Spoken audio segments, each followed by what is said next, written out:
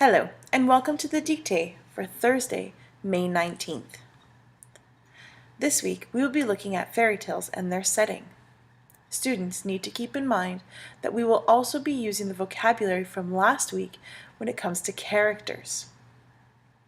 We will also be learning a new verb, vivre, in the past tense, which means to live. Let's get started. Il vivait, A-I-T, which means he lived. Elle vivait, A-I-T, which means she lived. This is the verb to live in the past tense in the singular form, which means it is only one person who lived. For example, if we were to use the sentences or the characters from last week, we would use something like la sorcière vivait, the witch lived, in the singular tense. Therefore, it would be A-I-T. Il avec un S vivait, A-I-E-N-T, which means they lived. Elle avec un S vivait, A-I-E-N-T, which means they lived, in the plural tense. As you can tell, the pronunciation between those two verbs and the conjugation are exactly the same. The difference lies in the ENT, which is only used in the plural tense. To make this easier, I will read nouns and words in the plural form so that students can hear words that are in the plural tense. For example, les nains vivaient. The dwarves lived. The use of the les, L-E-S, indicates that it is in the plural tense, and students will need to remember to add the ENT in their sentence. Moving on to les lieux, which is the settings.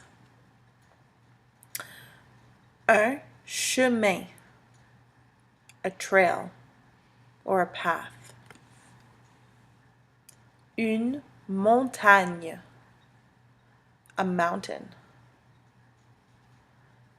Un château, which means a castle. Une cheminée, which means a chimney. La maison, which means the house. La forêt, which means the forest. Une fenêtre, which means a window. Une chaumière, which means a cottage or a house in the woods. Une cave, which means a cave. Le pont, which means the bridge. La tour, which means the tower. And some additional words on the bottom.